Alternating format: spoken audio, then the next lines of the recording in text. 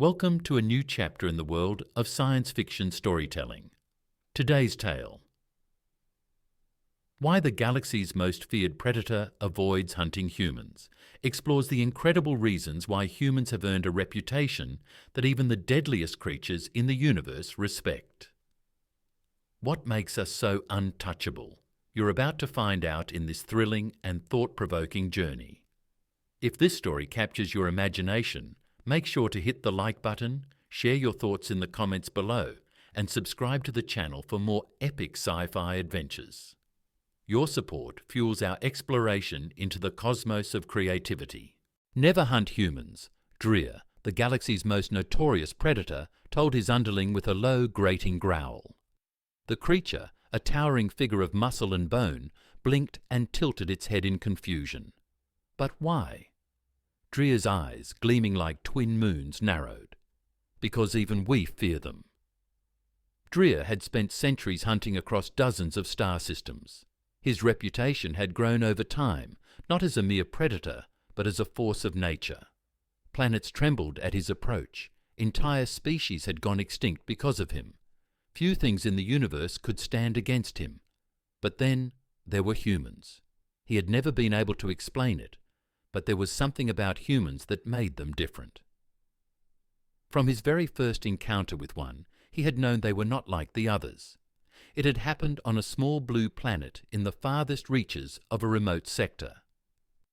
His reconnaissance had been simple enough: arrive, observe, eliminate. The humans there were weak, primitive even. Their technology barely outstripped that of their ancient ancestors. Their cities were small, their armies smaller, their weapons crude. Drea had no doubt he could wipe them out without so much as breaking a sweat.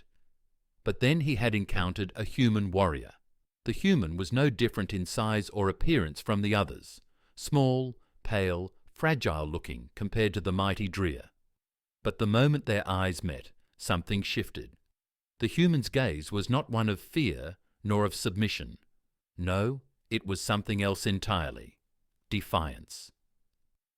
The human, dressed in a simple tunic, had looked up at Drea, who stood towering over him, and smiled.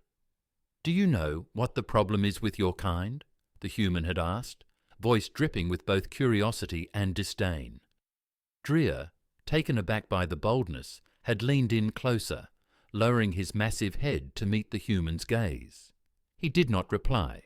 The human, seemingly unaware of the predator standing before him, continued, "You underestimate us. All of you do." The human's hands had trembled slightly, but his voice remained steady. "You think we're weak, but we've fought harder than you can imagine. We've survived things far worse than you.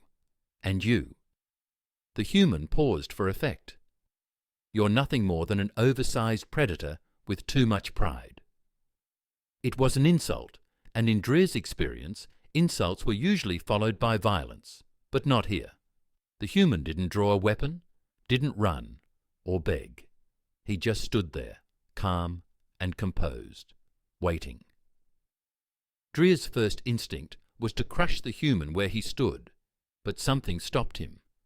It was that look in the human's eyes. They weren't afraid. In fact, it was as if the human was daring him to act, a challenge. The predator in Drea flared up, but he held himself back. "Why do you not flee?" Drea growled, his voice echoing in the still air around them. "Do you not understand who I am?" The human smirked. "I understand perfectly. You're just another monster who's been too long in the dark, too long hiding from the things you can't control."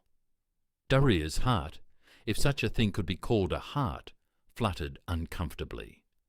The words rang true in a way he had never expected. It wasn't fear, nor reverence, nor the worship that other species gave him. It was something else entirely. "Leave now, or I will destroy you," Drea finally spat, his voice dark and threatening. But the human only nodded, turning his back on Drea and walking away. "I'll leave," he said without looking back.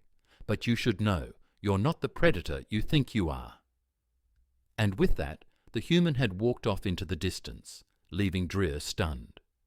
Since that encounter, Dreer had not been able to stop thinking about humans. He hunted them no more. Despite the countless opportunities that presented themselves, he avoided their worlds, stayed away from their colonies.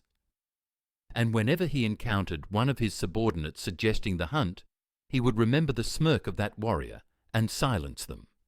It wasn't fear exactly, not in the way other species feared him, at least. It was a strange mix of respect, curiosity, and something Dreer couldn't quite name. For the first time in centuries, the galaxy's most feared predator felt something unfamiliar, uncertainty. And that was why the galaxy's most feared predator avoided hunting humans. Dreer looked down at his young underling, who was still processing his earlier words. The creature's eyes were wide with uncertainty, and Dreer knew that the underling didn't fully understand. And how could it? It hadn't seen the humans as Dreer had.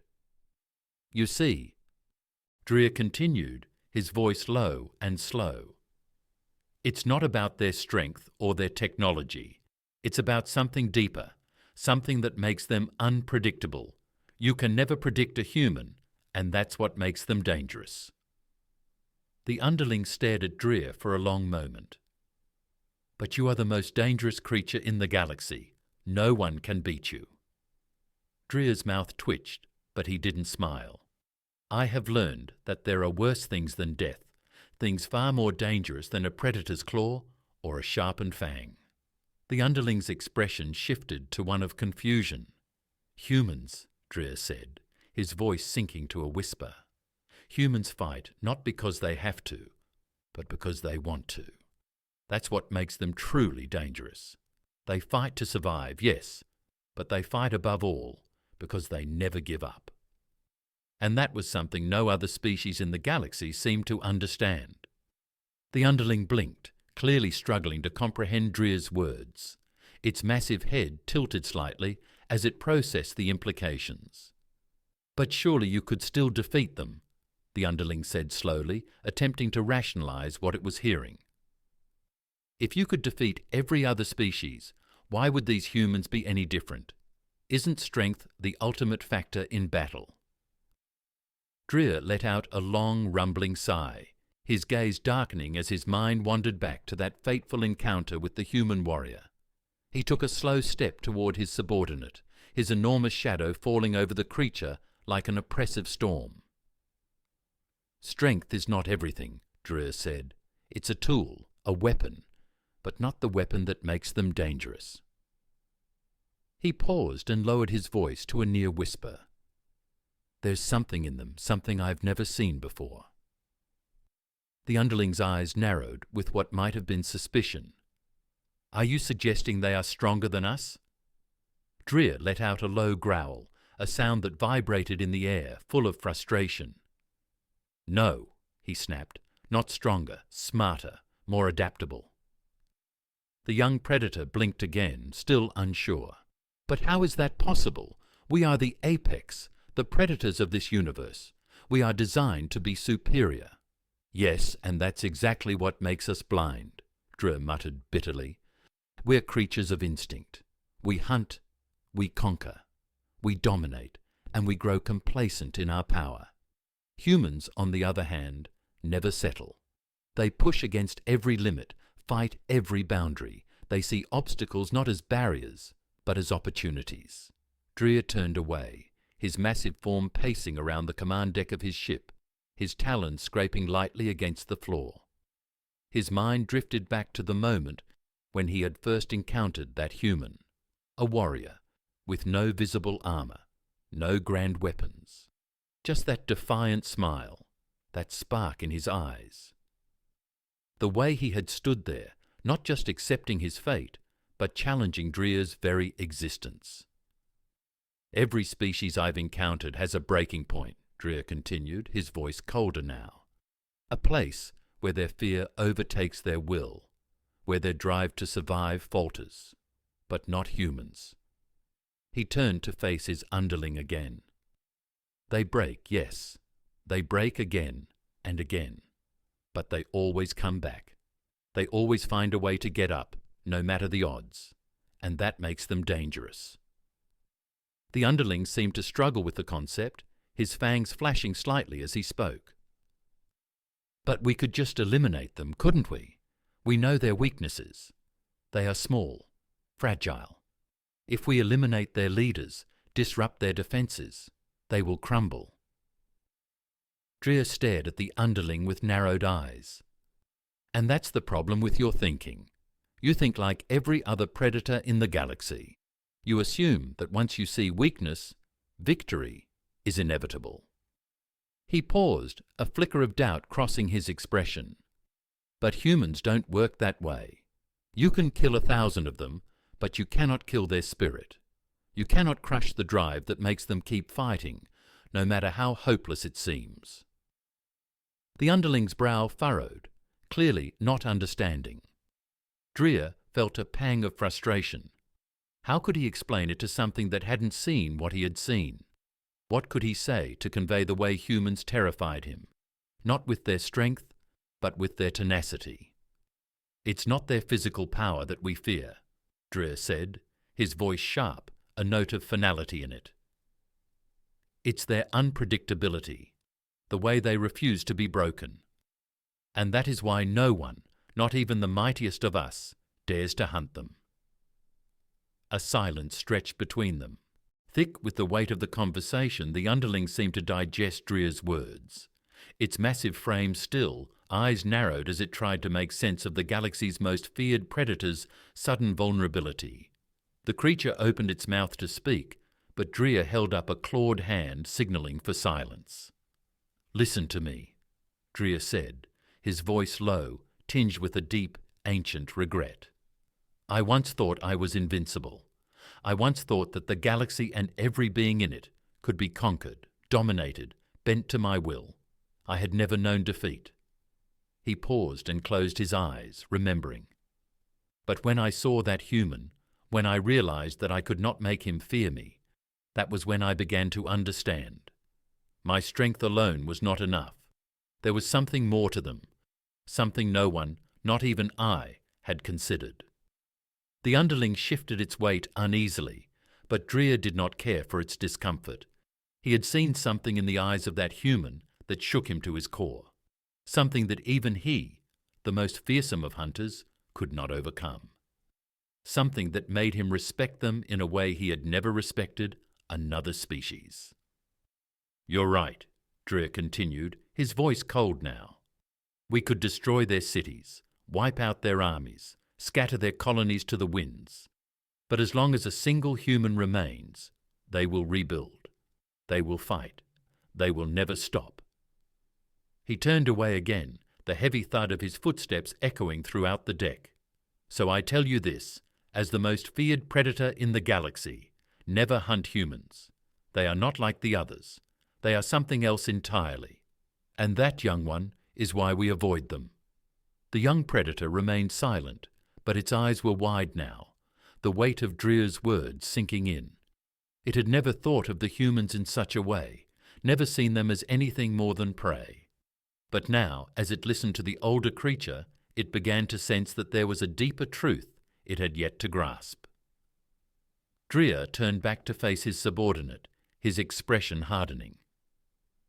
"You may one day encounter a human yourself, and when you do, remember this.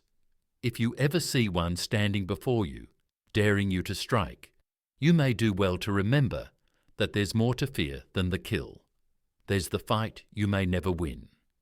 And with that, Drea turned, retreating into the deeper recesses of his ship. The young underling watched him go, its mind filled with doubt, confusion, and a strange new respect for the strange, dangerous creatures known as humans. It wasn't the strength of their muscles that made them so fearsome. It was the strength of their will. The young underling spent the next few weeks in a state of turmoil. It had heard the stories, of course, stories of Drea's conquests, of worlds obliterated and species crushed beneath the might of the galaxy's most feared predator. But these new ideas gnawed at its instincts, challenging everything it had been taught. It was during a routine mission that the creature encountered its first human. The assignment had been simple enough, an observation of a human colony located on a remote moon. The colony was small, defenseless, with no apparent military presence. The underling had been eager to prove itself, to demonstrate its skill as a hunter. It had scouted the area for days, and everything seemed perfect. But when the time came to strike, the human colony was not as easy a target as it had imagined. There was no fear among the humans, not even when the underling dropped into the middle of their settlement, towering above them like a monster from ancient nightmares. The humans did not scatter. They did not scream or beg for mercy. They simply watched. Some were confused, some were curious, but none of them fled. And then, as the underling's sharp senses surveyed the scene, it saw one of them, a man, small and unarmed, walking straight toward it. The man's face was weary, as if he had seen many things in his life that would have broken others. His clothes were ragged, and his eyes, though tired, had an intensity that unsettled the underling. He did not carry a weapon, but he carried something else, something intangible. "You came for us," the human said, his voice rough but steady. "You came to destroy us, but it's not what you think." The underling's instinct was to rip the human apart, but Dreer's words echoed in its mind. "There's more to fear than the kill. There's the fight you may never win." It hesitated. "You are a predator," the human continued, his voice rising slightly. "You have your claws, your strength, your fire. But you don't know what it means to fight without knowing if you'll win, without knowing if tomorrow will come." The man took another step forward, not afraid, not retreating. "You don't know what it's like to fight just because you have to." The underling's confusion deepened. The words made no sense, yet they rang true. It had fought before, of course, but never out of necessity. It had always fought for dominance, for the thrill of the chase. But what the human said, "Fight just because you have to," was something entirely different. Before the underling could react, the man spoke again, this time with a strange, cold calm. "You don't understand. The moment you leave, the moment you decide to let us live, we'll start again. We'll rebuild. We'll adapt. We'll never stop, never rest. And next time, we'll be ready, because we always come back." There was something in the man's eyes, something that reminded the underling of Dreer's words, something that unnerved it even more than the human's defiance. It was a look not of fear, but of resolve. And the underling realized, with a growing sense of dread, that this was what Dreer had been talking about. The underling turned and retreated, unwilling to engage further. The humans had no defenses, no real way to harm it. And yet, in the presence of that human's words, it felt something it had never felt before, something more terrifying than any predator's fang. It felt the weight of its own uncertainty. And that was the moment the young underling understood. Dreer had been right. Back on the ship, the underling found Dreer alone in his private quarters, standing near the observation window, staring out into the expanse of space. The older predator didn't turn to face the young one, but he knew it had returned. The young predator approached cautiously. "I encountered them," it said. "A human." Dreer turned his head slightly, the faintest glimmer of recognition in his eyes. The underling paused. It had been prepared to report its victory, to boast of its strength, but now it only felt uneasy. I didn't kill it. I couldn't." Dreer was silent for a long time, and for a moment the underling wondered if it had failed. But then Dreer's voice came, soft yet firm. "You've learned something important, haven't you?" The young predator nodded, its posture stiff with the weight of the realization. "Yes, they're not like the others. They don't fear us. They fight because they can't help it. They never stop." Dreer's lips curled into a slow, knowing smile. "Exactly. And that, my young friend, is why we leave them alone." The underling swallowed. the truth finally sinking in. You never truly hunt them? No, Dreer replied, turning fully to face his subordinate, because to hunt a human, you must be prepared to lose. You must be prepared to fight not for a kill, but for your life. And sometimes even that isn't enough. For the first time in its life, the underling truly understood the meaning of those words. And in that understanding, it found a deep, humbling respect for the humans it had once dismissed as mere prey. It would not hunt them. Not now, not ever. Dreer, once the galaxy's most feared predator, turned back to the stars. Humans are not like us, he said, his voice tinged with both admiration and caution. They are a force of nature, and that is why the galaxy's greatest hunters must tread carefully when they encounter them. The young underling remained silent, staring into the abyss of space alongside Dreer, its thoughts heavy with the weight of this new truth. The humans were no longer prey. They were something more, a challenge, a force to be reckoned with. And now the young predator understood why even the mightiest of hunters feared them.